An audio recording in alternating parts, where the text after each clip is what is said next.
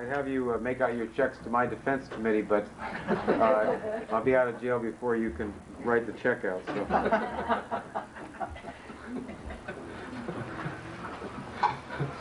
We had a meeting earlier today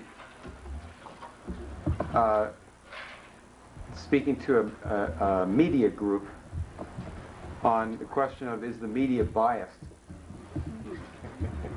And particularly with particular reference to the Middle East. And what I would like to do here today is to discuss the character of our enemy, who it is, where it comes from, and what's the solution to this problem. The agreement that is in the works between the government of Israel, particularly the foreign minister Peres, and Yasser Arafat, is essentially based on the idea that there should be economic development in that area. That is, that there needs to be strong construction of canals and power plants and railroads to build up industry and work in that region for the mutual benefit of all the people in that area. That's the basis, the real basis for these accords. And this, I'm not being chauvinistic when I say that this way of approaching a problem, such a terrible division, is a typically American way to approach a problem like that. And it's typically American, particularly if you go back a little bit in American history.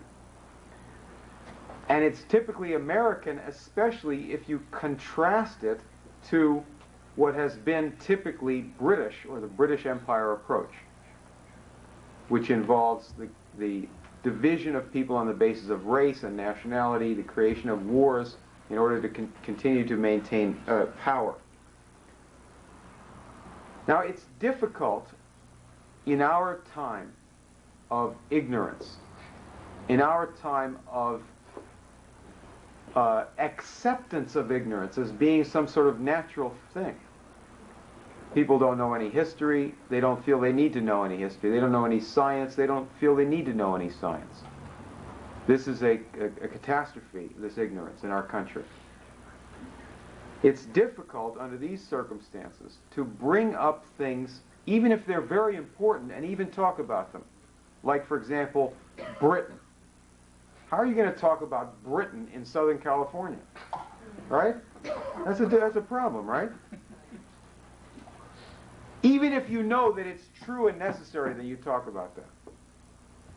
Really, I think that the most courageous thing that we have to do is to put on the agenda before people for discussion certain kinds of topics that are not on the agenda now, where the media defines the agenda for what's going to be discussed. It's not so much their slant on things. That's not even the problem. Most of the time, they're not discussing an area of a problem at all. It's just not. They don't report the news at all concerning this, let alone the history, the background, or any reasonable approach to it.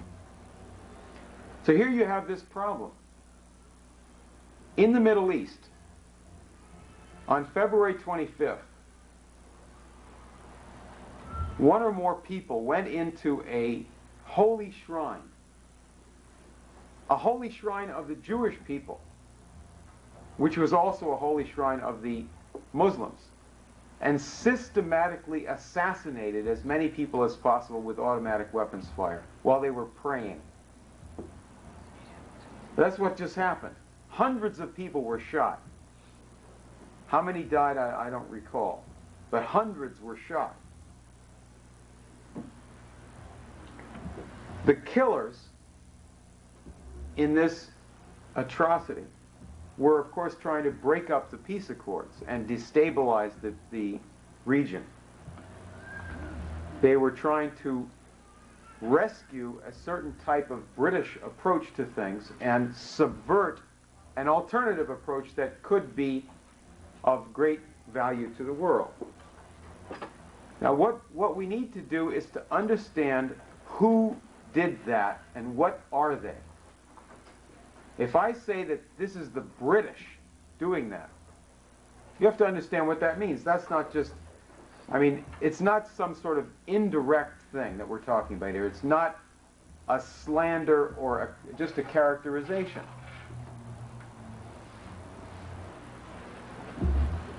In a sense, this is similar to, we published a book called Dope Incorporated.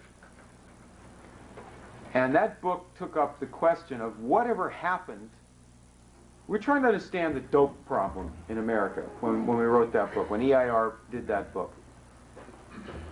And so we studied the question, whatever happened to the old British Empire opium trade of the 19th century, when they openly went over and made wars to force countries like China to have opium? Whatever happened to those forms of business, to the shipping companies that did that and so forth? How did they leave that business and get into some other type, more legitimate business? And the answer was pretty shocking. The answer was they never did leave it, and they're still doing it.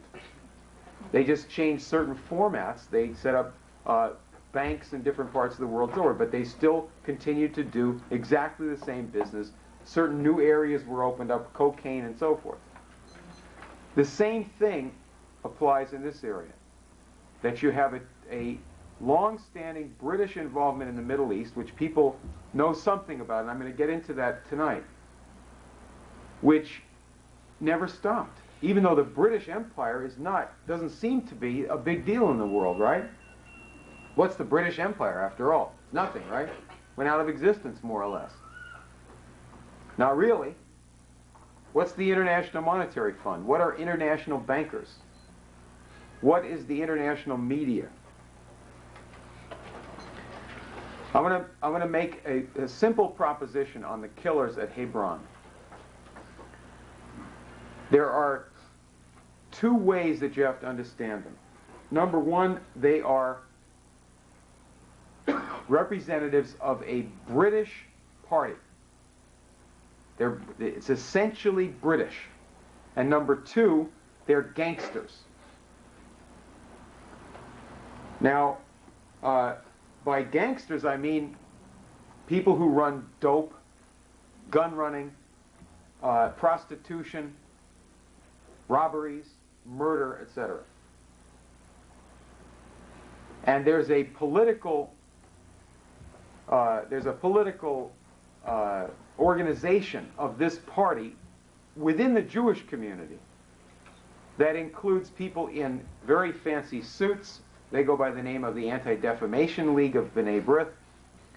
And then there's people who wear the clothing of an FBI provocateur like Meir Kahane, who organized terrorist parties in Brooklyn, and they're still sending guns and people over to Israel to blow the place up. But this is a single party. Now, this is of immense importance to us in many different ways. I'm going to write a word on the board here.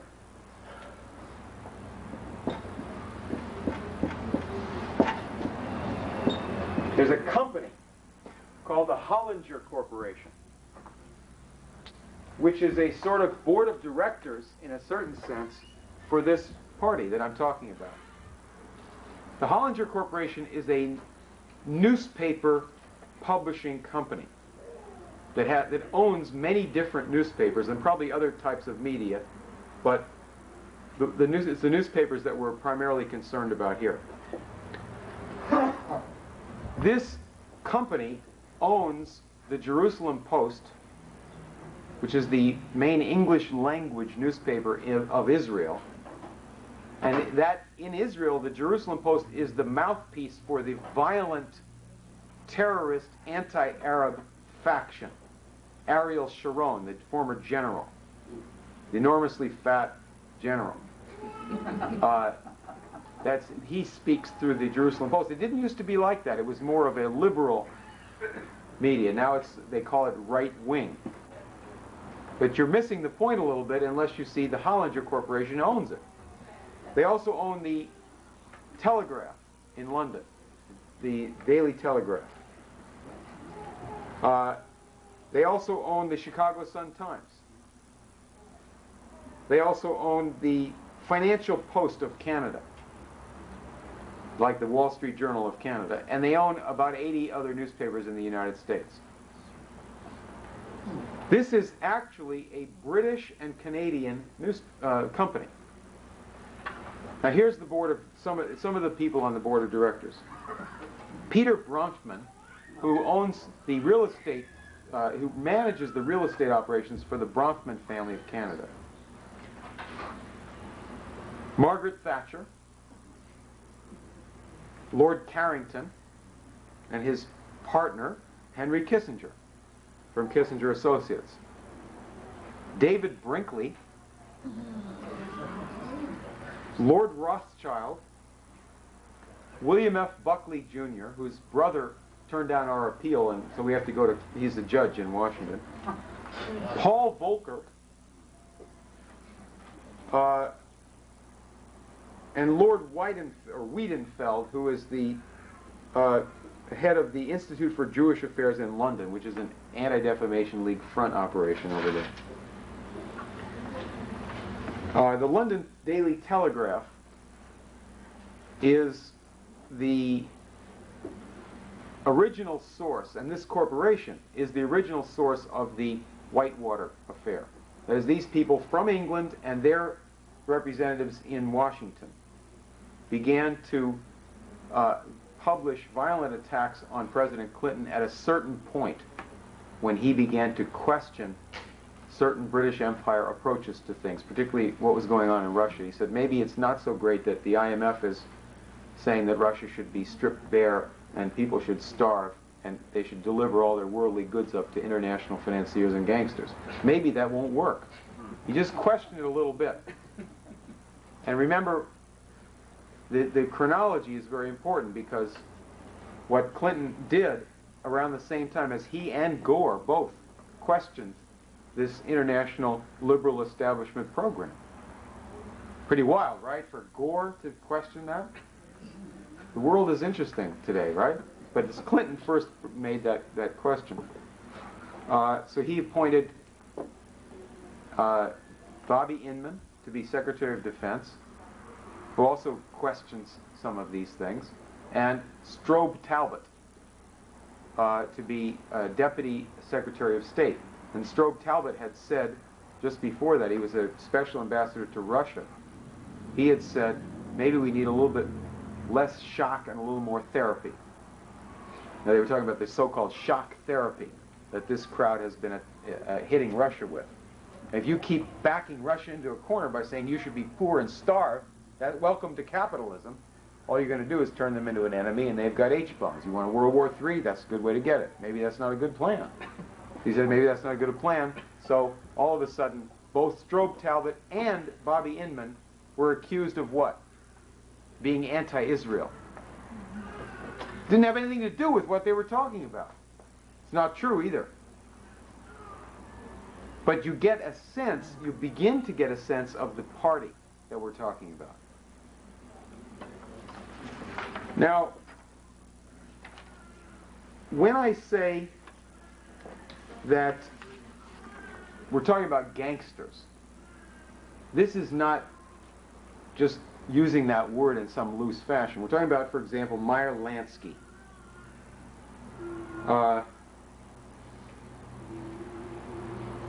Who is Meyer Lansky? He's dead now, but who was he? He was considered the kingpin of he was the lead financier and organizer for organized crime in the United States. He was born in Poland, and there's a book out. In fact, I have this book right here.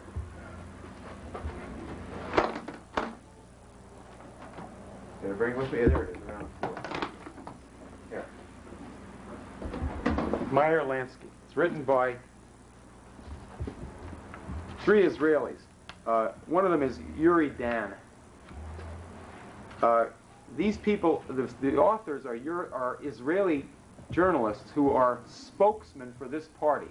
they are mouthpieces for Ariel Sharon and the violent, extreme, racist, anti-Arab faction in Israel. And what they say in this book, which is entirely favorable to Meyer Lansky, is that Lansky heard from his parents in Poland about anti-Jewish attacks that were going on all the time and learned that Jews should fight back against these attacks.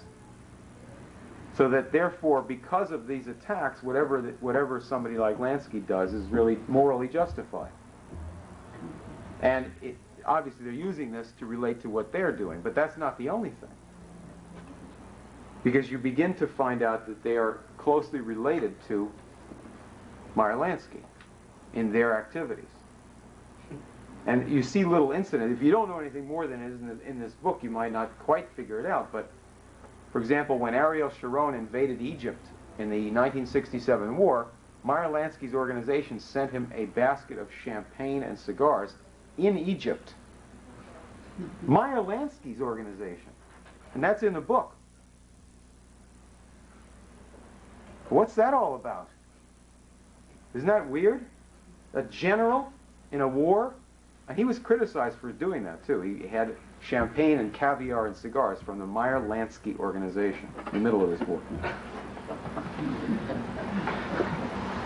Now, how is that related to what we have to deal with in politics? Well, it goes back, again, to this problem that you have, that the most important things that you have to discuss with people are things that they don't even think are relevant to anything. Give you an example. Any of you go to the movies, ever? Any of you ever watch television?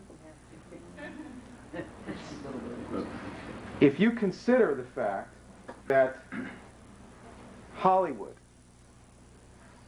was set up and has been run by killers, by satanic killers, that is, people who murder again and again and again and again.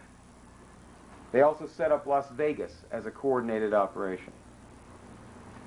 That after World War II, the British Special Operations Executive, that is the secret intelligence service of the British operating out of Canada and England, set up operations for the Lansky mob to launder drug money, to run things in the Caribbean, and to run gambling operations all over the country. And these people directly set up Las Vegas completely. They set up all the lottery operations in the country. Now this is taken on a professional look to it, with professional corporations involved, supposedly not related to these people. But this is the future of the United States. We're going to be doing nothing but gambling and entertainment. You have gambling, entertainment, sex, perversion, and sports, 25 hours a day, and no other industry. You don't have to do any other industry. The schools will train people to be workers in those industries, right?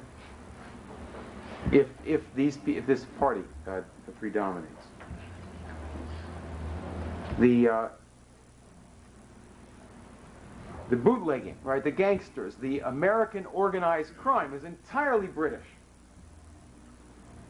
In the 1920s, under Prohibition, you have three principal figures setting that up on this end. One of them is Meyer Lansky, who's running operations with his underling, Lucky Luciano, and Al Capone and various people in different parts of the country, especially as you got towards about 1930, completely dominating that. Then you have the Bronfman family in Canada, and a guy named Arnold Rothstein, who's in high society and goes over to England, and all of those parts of it coordinate with the lords of England. Like General Haig, the head British general in World War I. His family runs Haig Scotch, and he's a partner with Bronfman. A direct partner, not a hidden partner. They are a company, 50-50, right? And the gangsters ran all of this under the complete control of Great Britain. Murder, hijacking, arson, constant murders. The amount of murders that were involved in setting up these different things. First, the so-called, bootlegging. But then you get into the post-bootlegging operations, these same channels of dope, smuggling, and gambling, and entertainment. All by the same group. And imagine if you say, let's legalize narcotics, that'll solve the problem. Well, how much are you going to legalize? You're going to legalize murder, legalize every element of this whole thing. That's not the solution to it. Now, where does this come from? What's the background of this arrangement? You can begin to get the smell of this if you're courageous enough, if you go into your own neighborhood and talk to probably even some of your own friends and ask them about the end times. The end times, right? Oh, there's going to be a war in the Middle East. It says so in the Bible. Whoa, God says that the Jews are going to go back to Palestine. They're going to have a war with the Arabs, and that will bring on the end of the world. That's good, because God prophesies that in the Bible, and that's God's will. That's true if God is the same thing as Lord Palmerston. So that if you see somebody believing that, or telling you that they read about that in the Bible, you have to know enough and be self-confident enough to try to get that person either some sympathetic attention from a professional person, which is yourself, or else at least don't try to get involved in a crazy conversation with them, because they're reciting British propaganda. Geopolitics, that's what's called geopolitics. In other words, the religion that's gotten into American Protestants, heavily in the black community, heavily among Baptists, and of course, it's a certain heart idea of Zionism, right? Is British geopolitics. First one who proposed that the Jews need to go back to Palestine was Lord Palmerston, the British foreign minister and later prime minister. In 1840, he sent a letter to the British ambassador in Turkey. Palestine at that time was part of the Turkish Empire, the Ottoman Empire. And Lord Palmerston said, the Jews as a nation desire to return to Palestine. And of course, as Abba Eban pointed out, the Jews didn't know anything about that at the time. The British then sent troops a month later for the first time and landed them in Palestine. They didn't take it over at that time, but they started to, get involved. Now, after the Civil War, the British set up a very strange organization called the Palestine Exploration Fund. It was set up by Queen Victoria and by the United Grand Lodge of Masons and other people supporting Masonic ideas. What do? They went to Palestine, which didn't belong to Britain, it was part of the Turkish Empire, and they started to dig in the city of Jerusalem. Dig for ancient temples. Dig for any ruins that might be put to a certain use by the British Empire. The Masons talk about restoring the Temple of Solomon, and this is what Meir Kahane and some of these crackpots of the extreme wing in Israel talk about. We got to restore the Temple of Solomon. And then your so-called fundamentalists over here will say, yes, once that's restored, then we can have our end of the world. Right? End times. Oh boy. Why do they want to restore Solomon's temple? That wasn't the last temple. There were 3 temples. The last time it got closed down was the 3rd temple, not Solomon. Solomon's was the 2nd. Why do they want to restore Solomon's temple? Because I think it might have to do with the fact that Solomon had more than God in his temple. He also had a few pagan gods in there, right? Read about that. Whatever it is, these guys from Britain went over there in the 1860s, 1870s, and dug way down. The leader of this, the head of the Palestine Exploration Fund, was a man named Sir Charles Warren, who wrote a book about his experience as the lead. He was an engineer in Her Majesty's Army. Wrote a book called Underground Jerusalem. Another book called The Temple or the Tomb. And he published a book in the 1870s about proposing the colonization of that section of the Ottoman Empire that the British called Palestine in exchange for taking over Turkey's national debt, right? And he said, let this be done with the avowed intention of gradually introducing the Jew, pure and simple, who is eventually to occupy and govern this country. It is written over and over again in the Word of God. Israel are to return to their own land. It's a British Army guy saying this, right?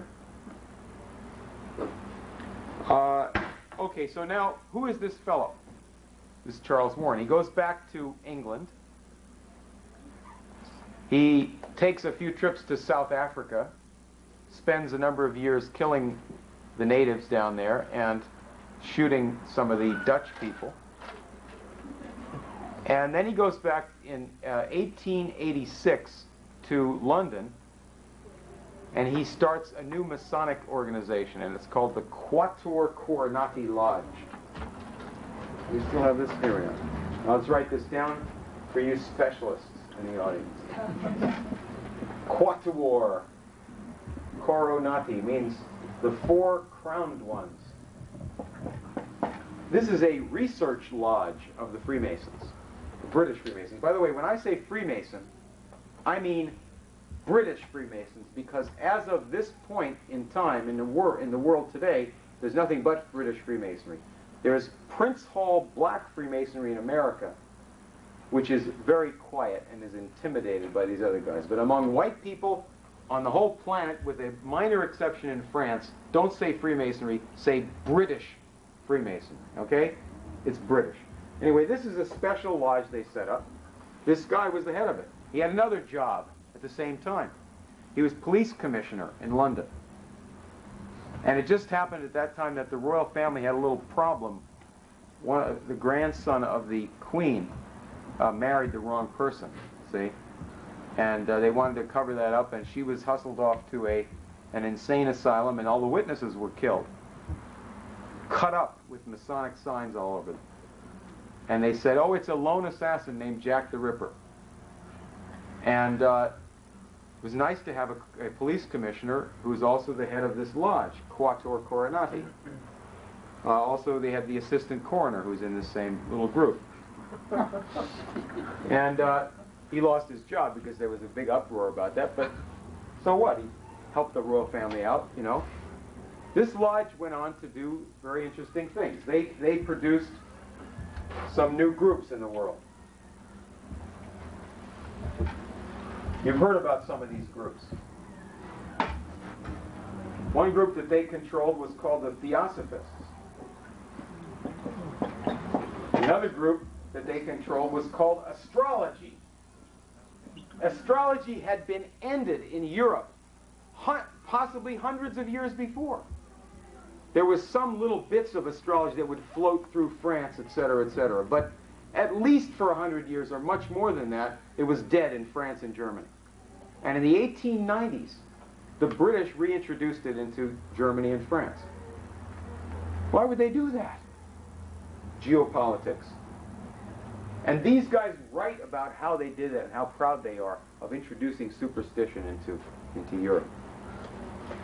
There was a group called the Order, capital O, Order of the Golden Dawn, that was organized by this little group in England, this research lodge, and who are the founders and promoters of Zionism also, right, in the sense of having actually undertaken this as a project. This group was later run by Aleister Crowley, is a pretty famous Satanist who came to Hollywood and helped start Hollywood early in this century.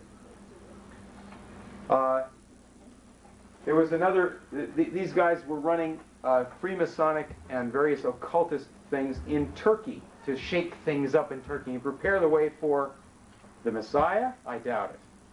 Right? Prepare the way for British geopolitical games and control the route to India and so forth, right? It's a very strategic area, Israel, right? Palestine. Right between Europe, Asia, and Africa. So they had in Turkey all of these crazy false Muslim groups based on the Sufi tradition, run by the British. The B'nai B'rith was there in great depth, run by the British. There was a guy who went down there to Turkey from Germany and became involved with these British organizations, became a Turkish Freemason there and astrologer named Sabattendorf. I don't know if I spelled it correctly, but he became famous later. He went back to Germany and founded another sub-order of this thing called the Tula Society, which is the people who taught Adolf Hitler about the occult. All run by the British. Houston Stewart Chamberlain was there living in southern Germany and promoting, he married Wagner's daughter and was promoting Nazism for the British. All right, so this is what they were doing. Now, the chief Zionist in the period right after this, before you actually got somebody doing something about Zionism, was a man named Lawrence Oliphant. Very strange man who was in and out of America as a spy for the British. And he wrote a letter to the Foreign Secretary of England. Now this will get you right to your neighbor's problem. The end times. This is what he said. He said that he's a spy. He's a professional spy. His uncle is head of the East India Company. He's a personal spy for Lord Palmerston and then for other British governments. He came here and helped the Confederacy to try to break up the United States. He was all over the world doing these various revolutions and stuff. So he wrote to the Foreign Minister of England. He said that we have to set up a Palestine Development Company as the precursor for a Jewish state. This guy's not Jewish, right? He's a British aristocrat. He says most of the immigrants will probably consist of oppressed Jews from Romania and the south of Russia. He's writing this in 1878. He says, financing of this will be easy. Quote, any amount of money can be raised upon it owing to the belief which people have that they would be fulfilling prophecy and bringing on the end of the world. I don't know why they are so anxious for the latter event, but it makes the commercial speculation easy, as it is a combination of the financial and sentimental elements which will, I think, ensure success. And you thought that was your religion or your neighbor's religion. You didn't realize that it was this cheap operation by a bunch of British lunatics, right? Who say God said it. Isn't that amazing? Because they attribute a mass murder plan to God. And people buy it all over the place.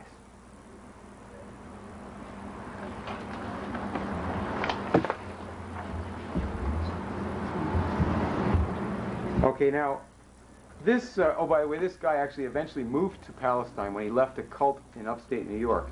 He moved to Palestine, wrote books on why men and women should not have sexual relations, and eventually died of syphilis in Palestine. Lawrence Oliphant, a very famous man in the 19th century. Yes, sir.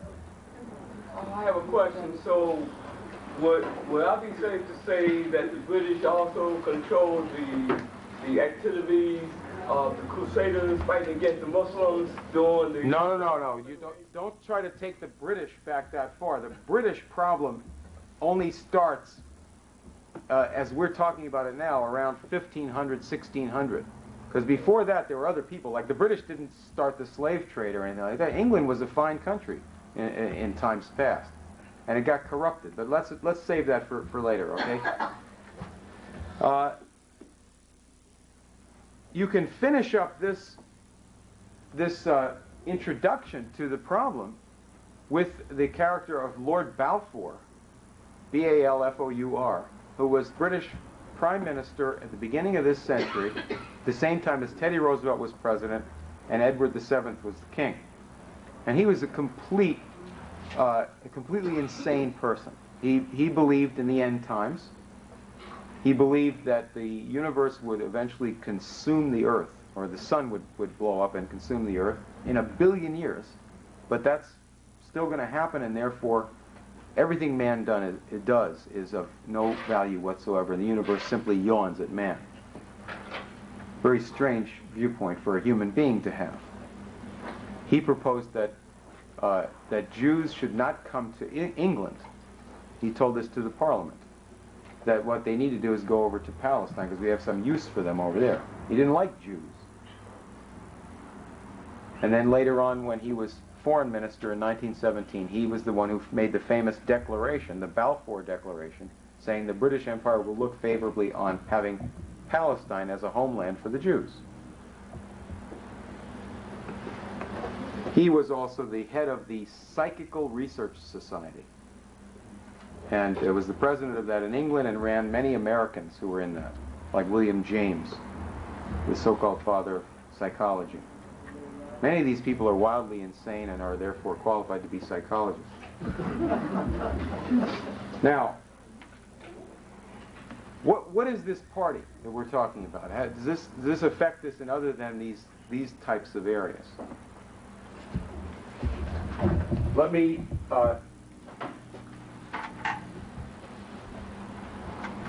bring up some California problems. In 1974, 5, 6, I forget what year, there was a young student at Stanford University. He was 19 years old. He was from North Dakota. His name was Bruce Perry. And he had a lovely young wife, 19 years old, also from North Dakota. She's also a student at Stanford, and they're living in student housing for married couples. And one night, his wife was brutally murdered in the church at Stanford University, in the college chapel. It was a satanic ritual killing, and I'm not going to describe the details. It's very gruesome and disgusting. And the body was arranged in a ritual fashion and so forth. Everybody was totally shocked. The police went to this guy's house or apartment to inform him about the murder. He comes to the door and he's covered with blood. He said it was a nosebleed. And when they tested the blood, supposedly it was not his wife's blood type. The murder was never solved. This Bruce Perry went on to become a famous psychiatrist. He is the head of the Baylor University Medical Psychiatric Operations in Texas.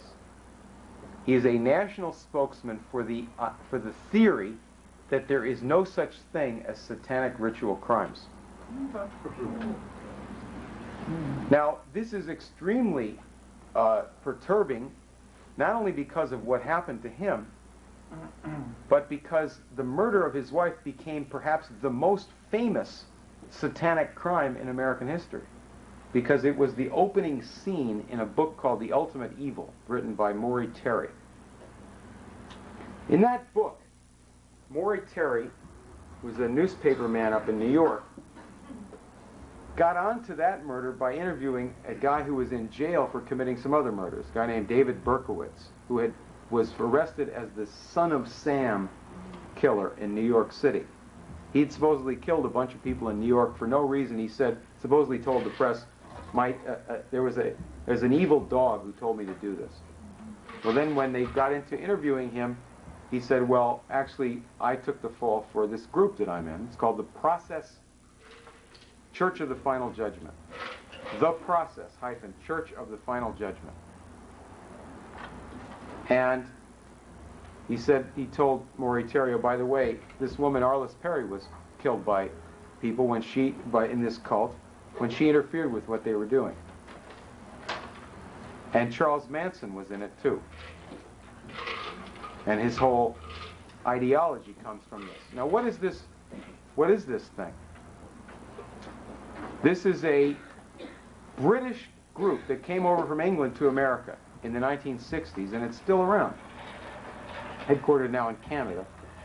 But this was a satanic cult. And this guy, Bruce Perry, whose wife was killed by them, is now a lecturer for the Cult Awareness Network. And he spoke at their November conference in Minnesota as an expert on what happened at Waco, Texas. The reason he knew all about that was that the FBI hired him as their expert on David Koresh. Because he is an expert on on sex crimes against children. He has experience with that, huh? Yeah, he has a lot of experience in this field of some type. I don't say anything about what happened to him. I don't know. Was he in on his wife's murder? I don't say that. I just know that he's now protecting those who killed his wife. The interesting thing about this is that when you dig a little bit behind these organizations, you find that the Cult Awareness Network is run by the same people who run the satanic cult. The same people.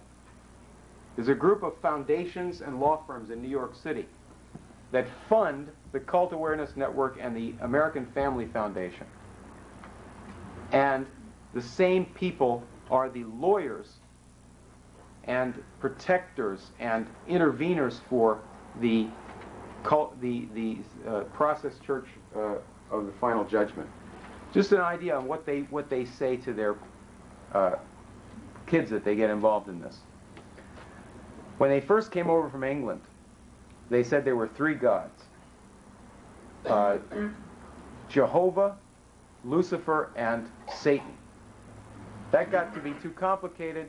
I guess people have a lower attention span, you know, in later times in America, so they dropped Lucifer. He's not as interesting. So you just have Jehovah and Satan. And this is the format that's in their magazine. It's published was published on a monthly basis. That God is going to end the world, the sinful world, and Satan is going to execute the final judgment, right? And therefore, if you serve Satan, you're serving God. Hey, is there anything wrong with that? Doesn't that fit in with the end times? Who would assassinate mankind in a war? Who would deliberately cause a war that would result in the mass extermination of human beings? Satan would do that, right? You can't blame that on God. And that's your end times, right? Pretty sick, right? Pretty silly. And yet some people attribute that, or say that that is fundamental to Christianity. Isn't that wild? Now, where does that really get you? What are you looking at when you look at that? We've had a pretty rough century. You know, we've had a rough century. You go back to World War I, completely senseless war. World War II, massive bloodbath, unprecedented in human history, at least in Europe anyway. And then you have the threat of nuclear annihilation, in the times that we're all alive. And a pretty dangerous time right now, right? With people running around murdering people in church or while they're praying, right, en masse, to try to provoke something. Let's see what this party has been doing in this. I would point your attention to a house, single house.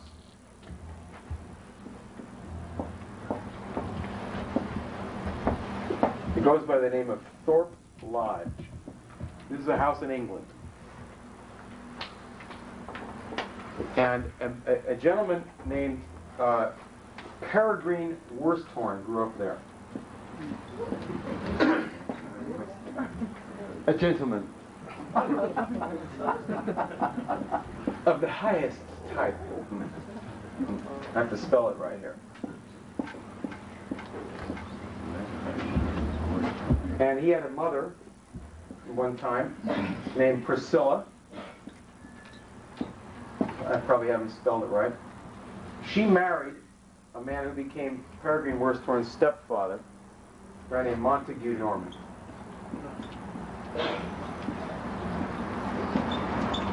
And this was his house.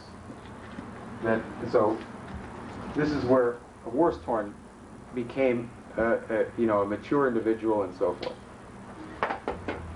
Montague Norman is famous as being the head of the Bank of England for 24 years, from 1920 to 1944. Longer time than anyone else. Anybody else has just been head for 2 years. Before he was head of the Bank of England, he was a partner of Brown Brothers, a banking company. And that later merged with Harriman to become Brown Brothers Harriman. But his family firm was called Brown Brothers, and the Brown Brothers man from New York would come to Thorpe Lodge early in the century and meet with Montague Norman. They'd discuss theosophy and various occult religions. That Montague Norman was a theosophist. By the way, the reason this is quite relevant now is that Peregrine Worsthorne is like the central character in the Hollinger Corporation. Writes for the Daily Telegraph. He virtually personally launched the whole Whitewater thing against Clinton. He also was the one who declared that Germany is going into a Fourth Reich and needs to be smashed. Not Hitler's Germany, because his father put Hitler into power. This democratic Germany needs to be smashed, right? So, in the 1930s, a guy named Hjalmar Schacht used to come to Thorpe Lodge all the time. He was the economics minister of Adolf Hitler. And he'd come to Thorpe Lodge, meet with Montague Norman, Daddy, and discuss the budget of Nazi Germany. Well, how are we going to carry on for the next 6 months in Nazi Germany? Oh, great master head of the Bank of England, who runs all world finance, and who has given the Nazi German army all of our weapons, our tanks, and our machine guns, sold by British companies that you personally control, that you personally reorganized in the German marketplace until Hitler got to be sufficiently well armed that he could carry on. And of course, his family firm, Brown Brothers Harriman, Averell Harriman, George Bush's father, and other people, partners of that Anglo-American firm, paid the Nazis as they're coming up to becoming a power, the Nazi Party. So this is the pro-Hitler faction inside of England. There are people who don't appreciate Hitler in England. Montague Norman convinced the various people within the British government that they should go along with Hitler. So this is the fanatically pro-Hitler faction. Not pro-German, because he figured that Germany would be weaker under Hitler than a democratic Germany, which was considered to be a threat, because they might become a strong country, a stable country, allied with other strong countries like Russia, China, Italy, etc. Then what would happen if the whole world was a bunch of strong, independent countries? Why would you need international bankers to do any particular thing? All right? Why would they have any power? Well, why am I telling you all this? Just complete on this, on the question of the mental manipulations. In the 1930s, there was a group of foundations in New York City representing Rockefeller and Harriman. One of them is called the Macy Foundation, Josiah Macy, and a few other little firms in New York. And they're the ones that now control the funding of the Cult Awareness Network and the Process Church of the Final Judgment. In those days, they were sending money over to Germany and Austria to set up psychiatric institutes to preach race purification, various forms of racial extermination, and so forth. Money coming through this and from Rockefeller Foundation, all of it controlled by this guy. head of the Bank of England, was constantly coming back and forth to New York to coordinate this stuff. Now, there's a Jewish bank involved in this, the Warburgs, who coordinated the activities of Harriman and this firm in Germany. In this book,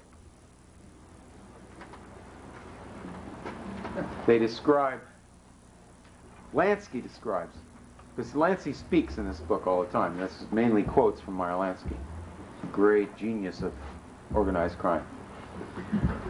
He says that in 1935 there was a judge in New York State, a prominent man in the Republican Party, who came to him and says, Meyer, we need to fight Nazism, and you're the man to do it. We're going to give you all the money and legal help that you need, and go fight the Nazis. Pretty weird, right? The head of organized crime? And then he went out supposedly and had his thugs go in and engage in fist fights with brown shirts, the German-American Bund. And they'd had fist fights. They got on the news. Well, the judge was a guy named Proskauer, and Proskauer was actually in the American Jewish Committee, and that was this party that we're talking about. In other words, these are the people.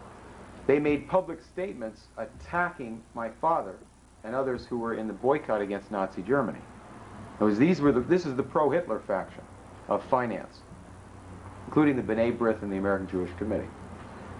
So these are the people who are supposedly paying Meyer Lansky to fight Nazism. But they didn't want Jews to fight Hitler. They didn't want boycotts against Hitler or anything like that, because they're working with the whole British party that's actually putting Hitler into power. So how'd this all end up? How did somebody like Baruch Goldstein, this guy who killed all those people while they were worshiping, get to be so crazy with racial hatred that he would do something like that? It's not based on religion, because this gang didn't get religion until a certain point. They said, well, that would be useful for our faction. So they adopted this religion at a certain point. They got to be so-called conservatives or orthodox or something. They're not. Most of them are former, either former communists, or they're mainly anti-Western types from Russia, like Dostoevsky. Well, what happened is at the end of World War II, there was a certain kind of a project to make people as crazy as possible about what had just happened in World War II. And there was a final meeting at Thorpe Lodge. Now remember, Montague Norman was a theosophist, the principal architect of the Hitler regime, and in fact of the psychiatry that was practiced under Hitler, where they started killing people and training murderers. These were psychiatrists that were coordinated by Anglo-American people. At the end of the war, they had a meeting at Thorpe Lodge to set up what was called the World Federation for Mental Health. The most insane people that had ever walked the face of the earth, right? They set this thing up, and that's what they did there in 1948 is the basis for all mental health and psychiatric organizations today on this planet. One of the meetings they had there was a meeting on the subject of guilt and how to manipulate guilt, how to use guilt. They had a specific session on German collective guilt.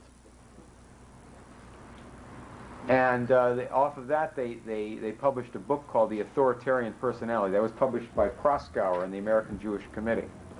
That is, the pro-Nazi group in America and Britain published the literature telling you about the guilt of the German people for the crimes of Hitler.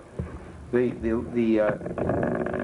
keynote speaker at that conference on German collective guilt was Margaret Mead. And the chairman of the meeting was the head of the Scottish Rite of Freemasonry's Insanity Project. Project on Insanity run by Scottish Rite psychiatrists. He's over from America.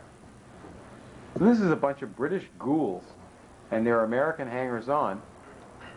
They had Carl Jung was a vice president of this Congress. Freud's daughter, Anna Freud, was a vice president.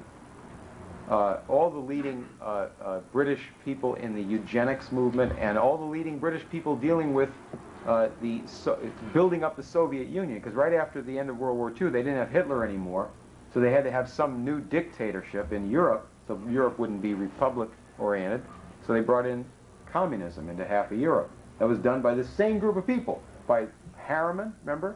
Harriman was the ambassador to Russia. He arranged the Yalta meeting, and this whole little clique. So they just brought in a new type of totalitarianism.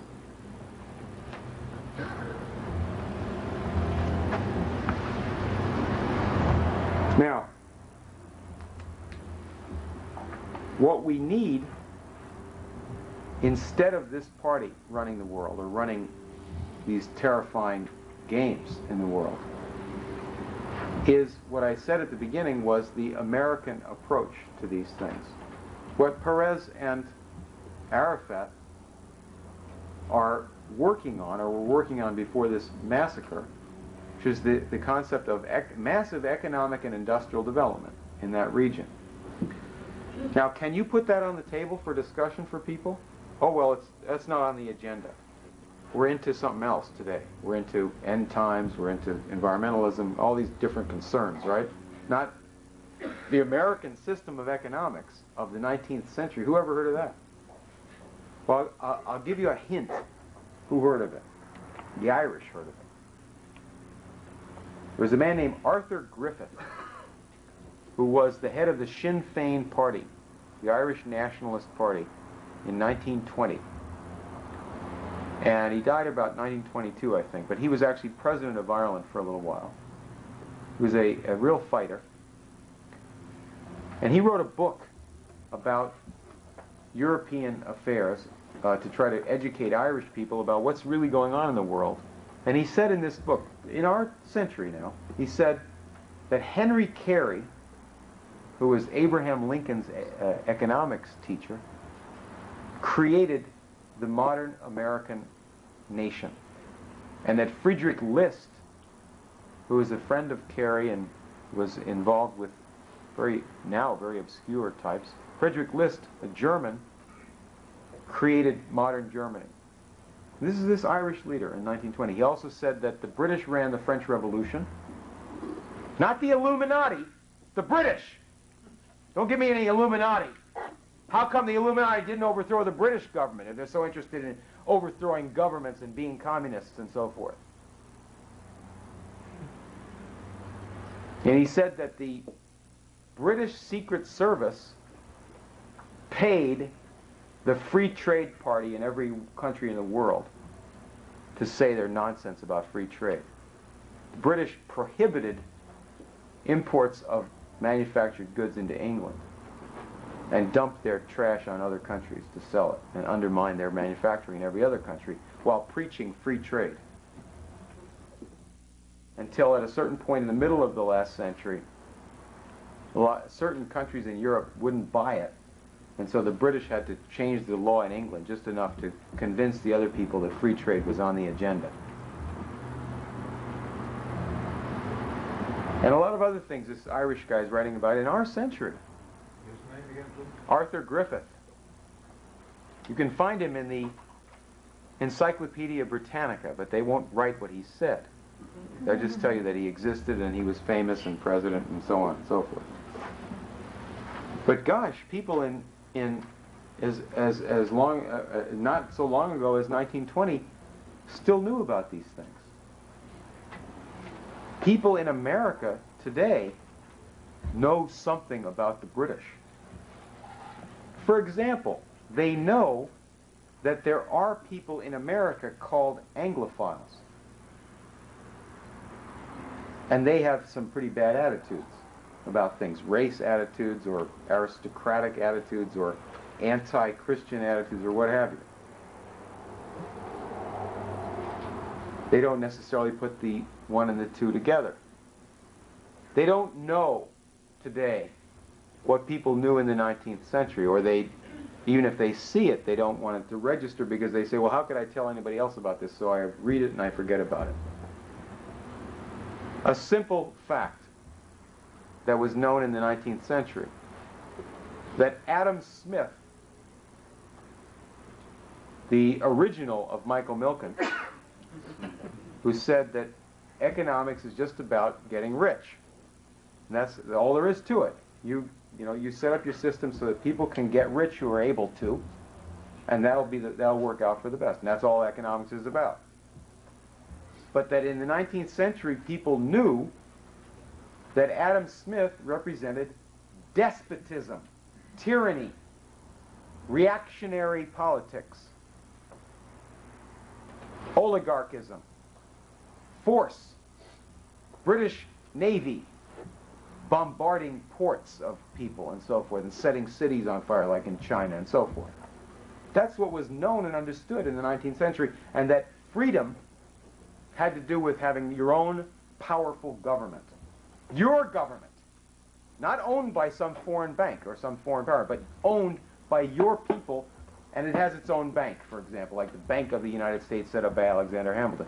This kind of an idea, in opposition to the British satanic idea about what man is all about, was understood in the 19th century, and it's forgotten about or excused from the memory today.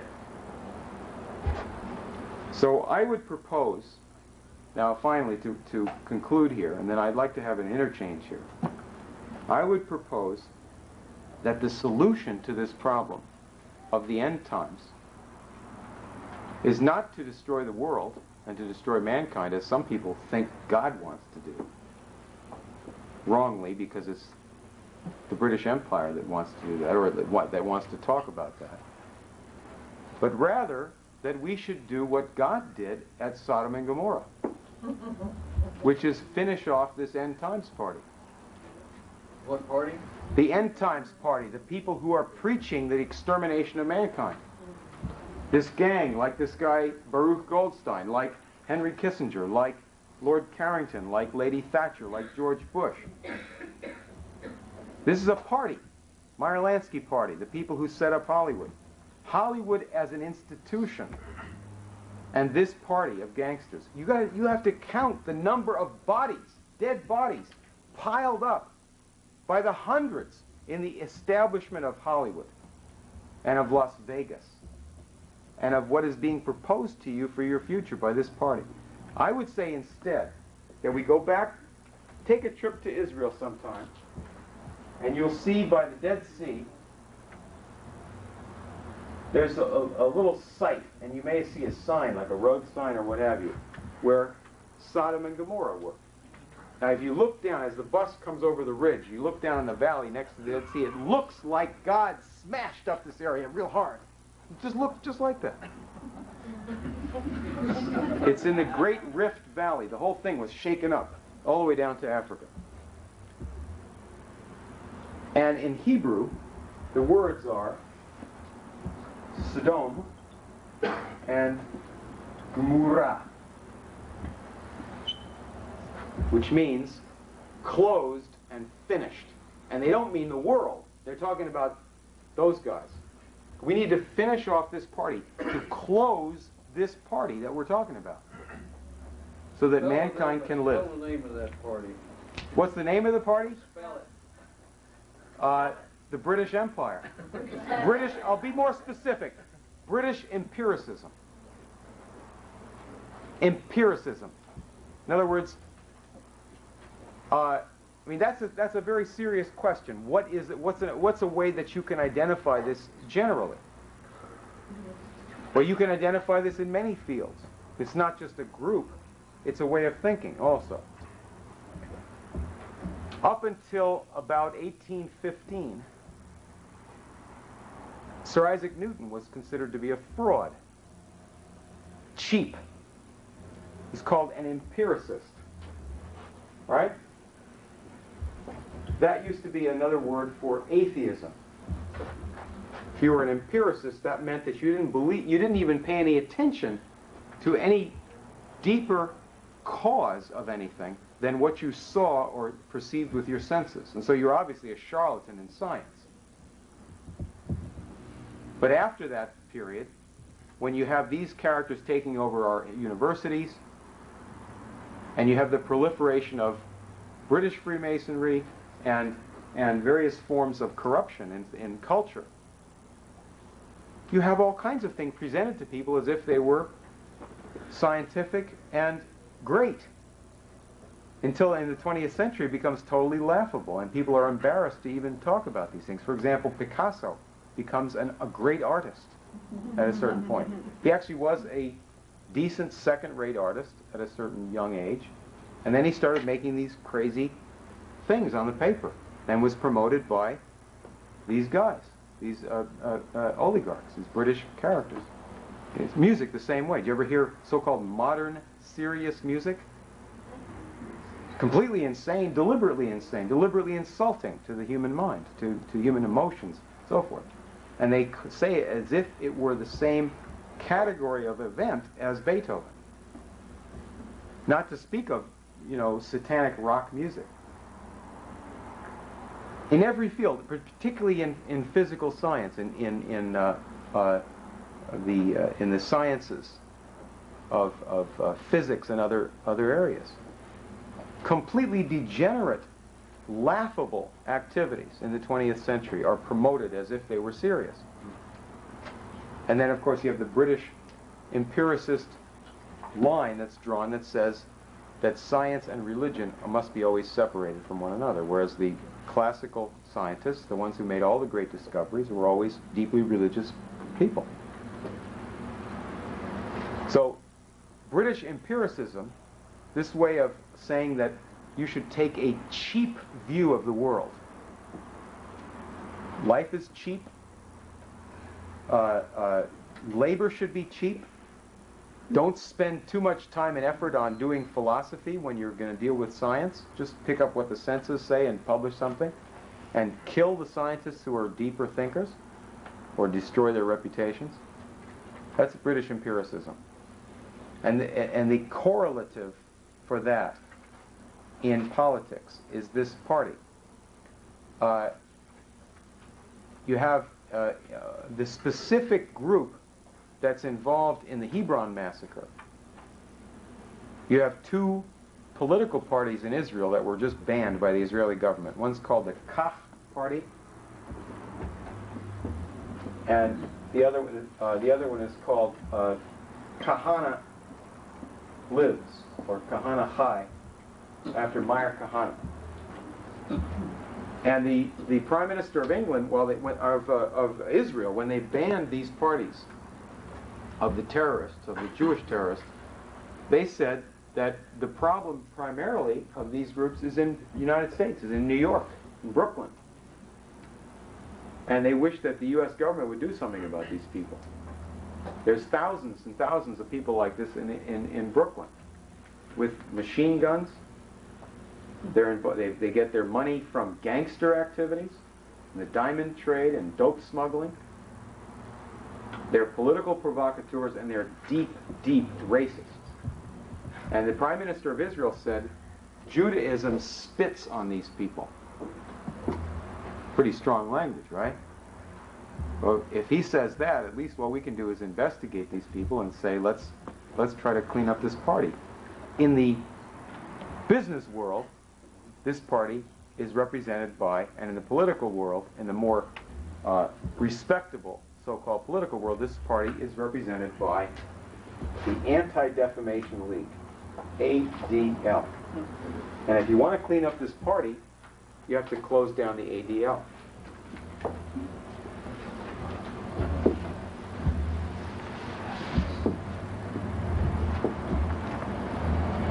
Yes?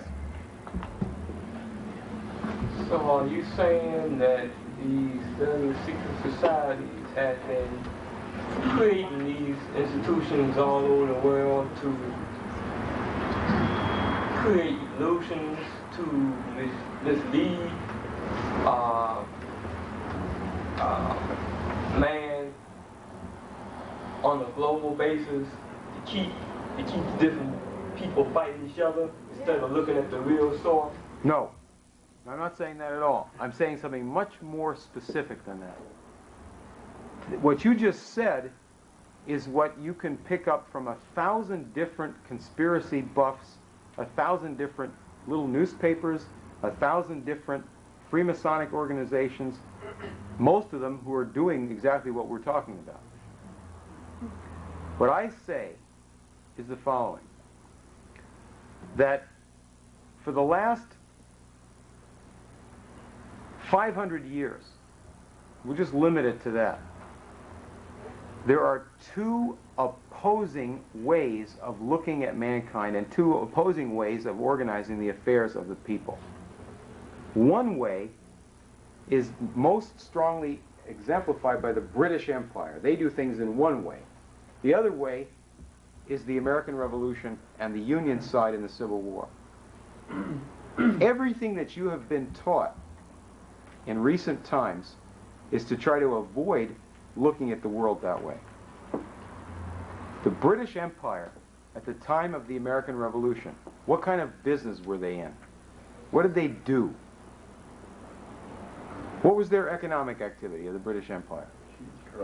Trade.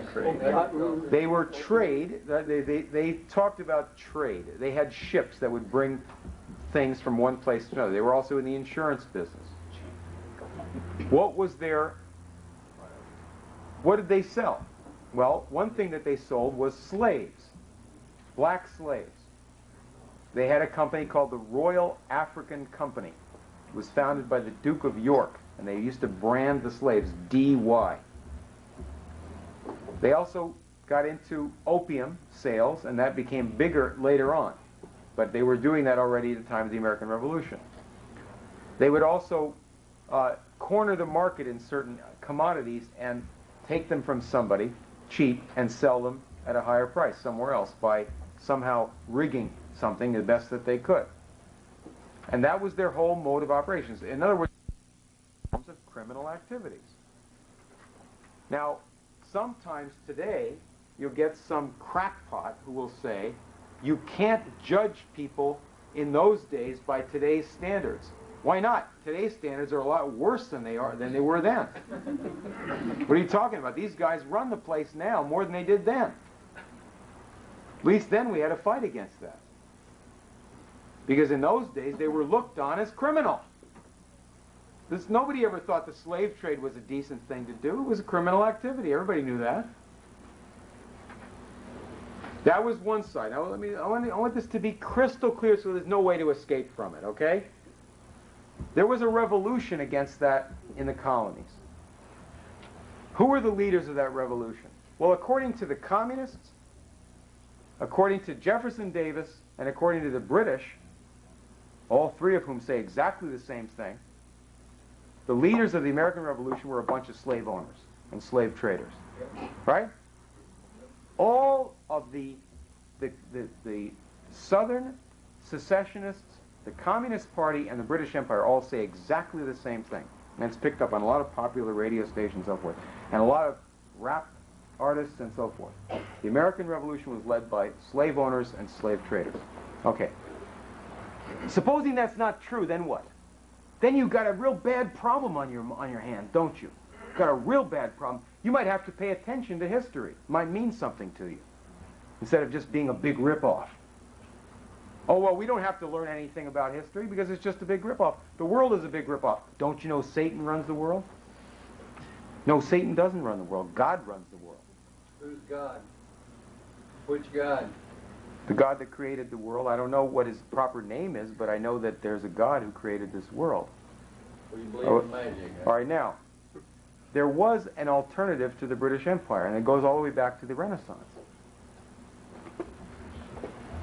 Three principal leaders of the American Revolution: George Washington, Benjamin Franklin, and Alexander Hamilton. Take the revolution from the time of the formation of the organization, led by Franklin, all the way through the Constitution, principally led by Hamilton. Start with George Washington.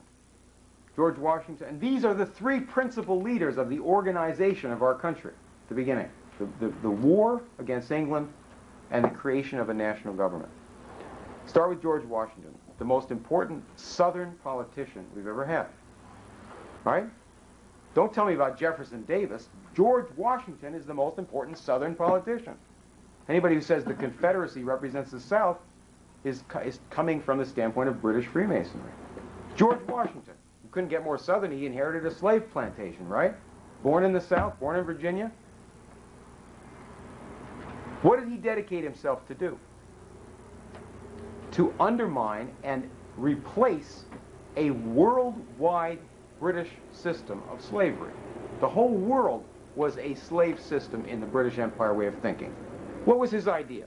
He said, instead of having the cheapest possible labor and the cheapest possible raw materials that we grab from somewhere and sell somewhere else, and that's what we were supposed to do according to Adam Smith, what George Washington said is, let us have canals.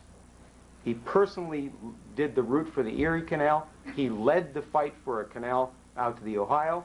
He said, let us grow corn and wheat. Let us have fisheries. Let us have roads. Let us build industry.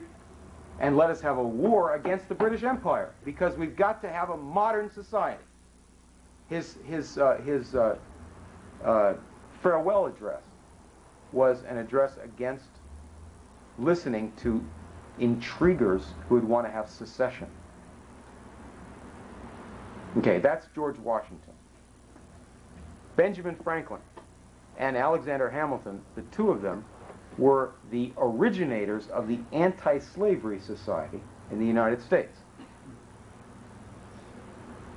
Alexander Hamilton, born in the West Indies, the son of unmarried parents, not an aristocrat, possibly of black ancestry, came to America and had a program for opposing the British world slave system. Because he hated slavery. He saw it all around him in the Caribbean. And he did something that the British never forgave him for, never forgave America for. He set up a national bank of our country. A bank of the Republic. The Bank of the United States, which he personally controlled as Treasury Secretary for Washington. And what's the idea of that? Well, if there are international bankers that charge 10, 20% interest, no problem. You have your own bank that charges 3% and gets loans out to people who want to build industry and farming. And what's the purpose of industry, according to Alexander Hamilton? And this gets back, again, to the fight with these guys. What's the purpose of having industry and industrial development and technological progress? As he defined it in his report on manufactures, he said, the purpose of having this industrial development is to have the human mind improved.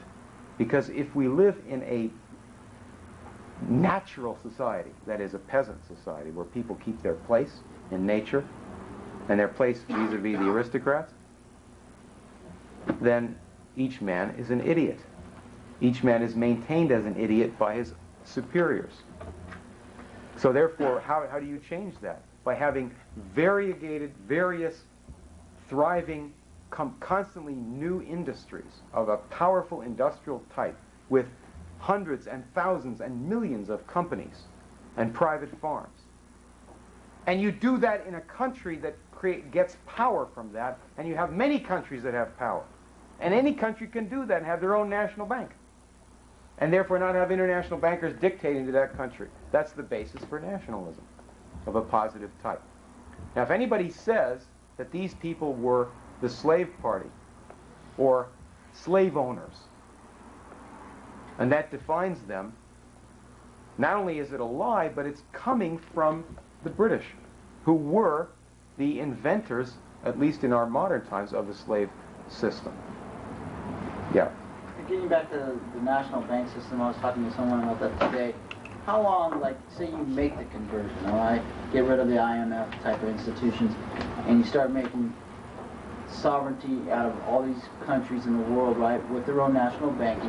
How long would a transformation of that kind of process take for, like, say, a country like Russia, for instance, or Africa? If you wanted to implement that after, you know, people accepted it and said, well, now let's do this national banking for Africa. Well, LaRouche had a question similar to that at the conference in Virginia, right after he got out of jail. He said, supposing I were elected president, I wouldn't have to even take office, and half of this would be accomplished. Because people all over the world are sitting there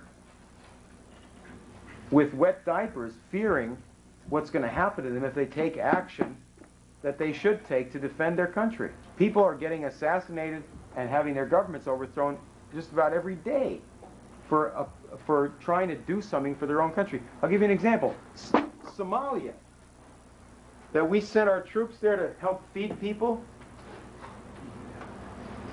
If we had just not had the IMF there overthrowing their government when they tried to oppose the IMF, when they tried to build some dams or have some nationalist program, that would have been helpful to start with. In other words, you have nation after nation trying to take an initiative.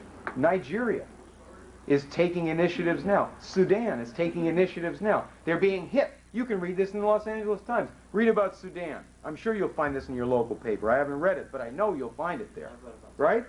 The Sudanese are violating human rights. All right? Well, what are they doing? Well, they had Helga Zepp LaRouche there speaking, addressing a conference. That's a big violation of human rights right there, obviously, right? Malaysia. This is a terrible violator of human rights, right? They have a harsh, feudalistic dictatorship. They also have all the national leaders subscribe to EIR. That's a terrible violation of human rights right there. Russia. Supposing any serious force in the West, like say the President of the United States, were simply to suggest to Russia, just suggest it, that Russia should do and can do with our blessing what we did to become a power, and not what the Harvard geniuses are telling them they should do, but just do what we did. Every railroad in America was built with government financing. Not just Lincoln's railroads, the national railroads, they were built with federal government money straight out. But the local railroads all over the country, cities and states would finance them. That wasn't the most efficient way to do it. It wasn't communism. That was the American system. You had a partnership, public and private. How come we have steel mills in America? We didn't have them before Lincoln. Why did we suddenly start building steel mills? Because we used to buy cheap British steel. The government put a 50% tariff in. Abraham Lincoln's government. How come we have so many private farms? Whereas a lot of countries, you either have communist collectivism or you have big landowners and only a few, the little guy has almost nothing. How come we have so many private farms? Family farms, or we used to. How do we get that? You had a strategy by people who at various times got themselves in power in our government, like Henry Clay or Alexander Hamilton or Abraham Lincoln, some other people. And their strategy was, let's make sure that the price of federal land that's sold to families for a farm is just the right price so that individual family farmers can afford to get it and big corporations won't buy it all up. Lincoln thought that wasn't going fast enough, so he said, let's just give it to them. If you are a private person, 21 years of age or older, or the head of a family, you get a quarter square mile of land for free. And we'll loan you the money to make sure you can build a house on it. That was the American system. We had hundreds of thousands of farms set up that way, and millions of farms set up in similar ways. In fact, predominantly black regimes in South Carolina and Mississippi and elsewhere after the Civil War, run by black people, had similar programs for white and black in those states before they were killed off by the Ku Klux Klan. That's the American system. That's how we built up our country. Anything modern here comes from that approach. We tried to do some of that in the 20th century too. We had the TVA, we had the Kennedy Space Program, we have public airports and so forth and so on. Not communism, but the government has a certain role to play. Your nation has a certain role to play. It's the idea of a nation. All we have to do is just suggest, and that's what Clinton just began to question the opposite thing a little bit, and he got slammed. And all the Republicans jump on the bandwagon, right? But if you have this proposal on the table, as LaRouche has been making ever since, right? Going back to 1975 when he went to Iraq. at the invitation of the ruling party there and proposed Arab-Israeli cooperation on the basis of massive industrialization in the Middle East, and Kissinger slammed him and threatened murder to anybody who went along with it. That just has to be put on the agenda. And what, as Martin Luther King said, you have to never let them rest. And that's the way you win. You go after the enemy. These guys, never let them rest, and put the real agenda on the table, and you win. That's what has to be done. Yes. Yes. One point of clarification I'd like you to comment on, if you would, please. To see if I understood what you're saying at one point in your talk tonight. 2 or 3 times, approximately, I got the impression you were equating as to one point. British teachings here about end time stuff, and the word fundamentalism was used about end time teaching. About both of those need to be squashed. But actually, fundamentalism teaches 100% opposite. They teach that Christ comes back to stop man from destroying himself and sets up a millennial reign for 1,000 years, which cannot be a destroyed earth. And so it's just the opposite. That is fundamentalism. On one of its proponents. No, I mean, terminology aside, what he's saying is true. That this so-called end times doctrine of the Masons and of the British Empire has nothing to do with Christianity. That people who believe in a second coming of Christ, based on the teachings of the founders of the Christian faith, have a different viewpoint, and it's also part of the Jewish faith. They claim that the Messiah hasn't come yet, but the concept of a future time when mankind will have a better life, based on a Messiah, based on God's grace to mankind, is the opposite. Is clearly the opposite from somebody who's saying that God is going to destroy humanity, really from the standpoint that God hates mankind and thinks that mankind is not worth having. It's clearly a completely opposite concept. Yes? Getting back to slavery, where did the Dutch slave traders figure into this? For the literature that's commonly available, I mean, the Dutch slave traders got here before Columbus, and it's always Dutch, Dutch, Dutch, Dutch. Actually, you had just to illustrate that, you had in New York State had significant slavery. As a colonial state, and I think even a little bit after the Revolution too. This was Dutch. It was the Dutch influence even after the British were there. Their depot for the slaves was Curacao, and much of the Caribbean was under this Dutch influence. There was a lot of Jews that had fled from Spain or had been kicked out of Spain and Portugal, and had gotten somehow into the Dutch Empire and were in this slave trade. They were carrying out the Kabbalistic religion. But both Holland and England were actually latecomers in this trade. They did not invent the slave trade. The slave trade originates long before there are any blacks in the slave trade. That is, the European trade in slaves starts off with the Roman Empire, with various types of large slave operations. And then you have the Venetians, the city of Venice, which is entirely based on occultism and the slave trade, set up by people who were in the slave trade in Rome going to Venice. Venice, Italy, is in many respects the originator of the British Empire, what we're talking about tonight. And they're also the originator of many of these concepts of the so-called secret societies. That is, their idea of trade and of business is to have the cheapest possible labor, to have weak governments everywhere, constantly infiltrated by their agents, and to run the world on the basis of banking, secret agreements, and secret government. There's never any constitution or any transparent government. These people in Venice, at a certain point, lost the physical power of their empire, very similar to Britain later on. And so what they did at a certain point was to send Venetian bankers, diplomats, and various types of Venetian agents into Holland and England, and eventually took complete power in those countries.